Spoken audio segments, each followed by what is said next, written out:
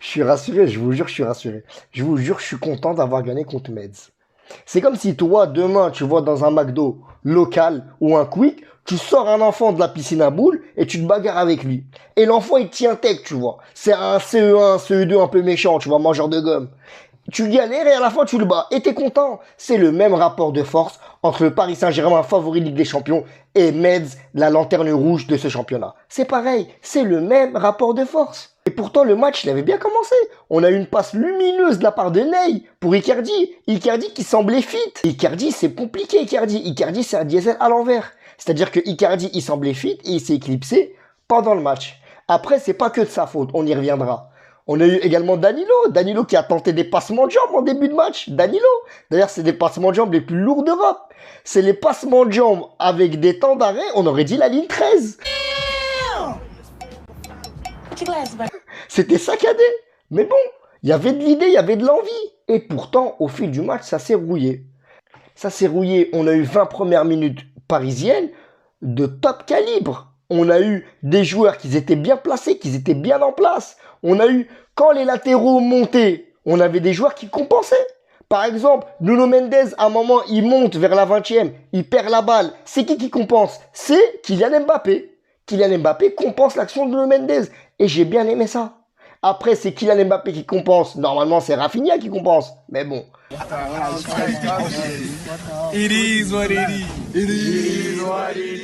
Et d'ailleurs, je parle de Rafinha parce qu'on va commencer par les flops de ce match. Et les flops de ce match, pour moi, c'est le milieu parisien. Le milieu parisien, c'est un flop ce match. Pourquoi c'est des flops? Parce que Pochettino, il aligne un 4-4-2 losange. Quand tu alignes un 4-4-2 losange, c'est pour que tu aies des circuits de passe forts entre tes milieux. Et avec des joueurs créatifs, tu peux vraiment faire mal à un bloc bas. Parce que Metz, ils ont joué en bloc bas ce match-là. Le problème, c'est quoi? C'est que le milieu parisien, il faisait des passes que en arrière. Que en arrière. Il n'y avait pas de solution, les joueurs étaient statiques.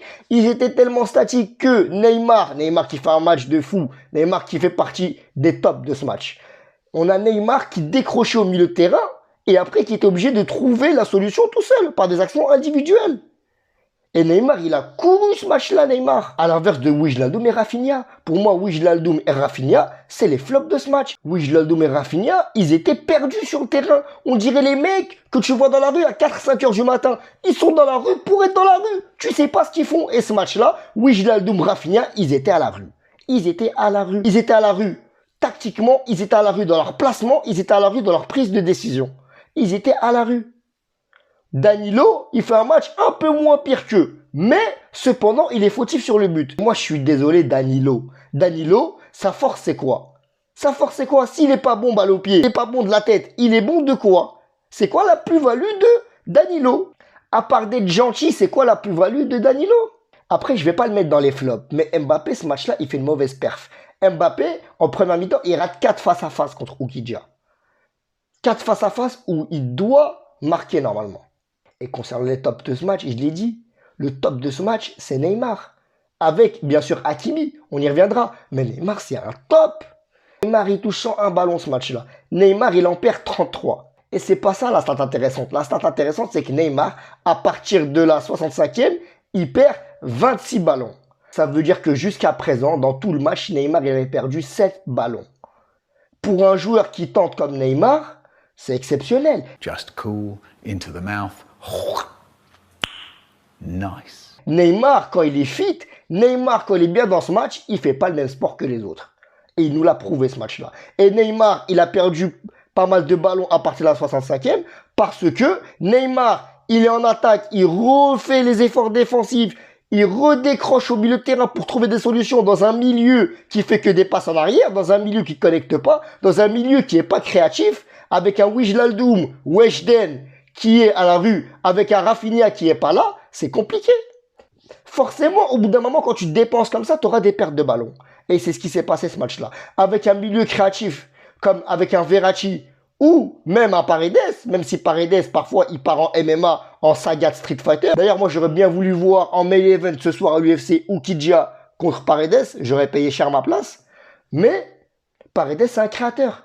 Il fait des passes en avant. Et Di Maria également. Quand Di Maria est rentré dans ce match, le match il a changé. Quand Herrera et Di Maria sont rentrés, il y a eu des passes vers l'avant. On a eu un milieu intéressant. Et le second top du match, l'homme de ce match, c'est Hakimi. Hakimi Cooper, l'essuie-glace de voiture de luxe. Hakimi, attaque-défense. Hakimi, il est bon. Hakimi, en 32 matchs avec l'Inter, il était à 7 buts, 8 passes D. Les gens, ils n'avaient jamais vu un latéral de pareille qualité offensive depuis Mécon. Avec Paris, il a 4 buts et 2 passes D en seulement 7 matchs. Il va faire une saison de dingue, Hakimi. Et Hakimi, pour le moment, je suis désolé, on a pris Ramos, on a pris Wijnaldum, on a pris Messi. Hakimi, actuellement, c'est le meilleur élément de cet été. C'est l'élément le plus constant. Top perf de Hakimi ce soir. Le PSG signe sa 7e victoire dans une soirée où, quand même, il y a eu beaucoup de matchs nuls. Donc, on est content, bien sûr. C'est une victoire qui est prise à l'arraché. Après, le point positif, c'est que les joueurs, ils n'ont pas lâché.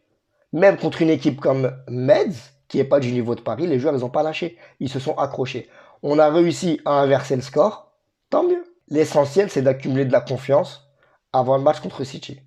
Et pour le moment, Paris, ils sont sur une belle série. C'était tout pour ce débrief, la team. Abonnez-vous, likez, commentez. Mes réseaux sociaux sont sur le côté. Merci à vous.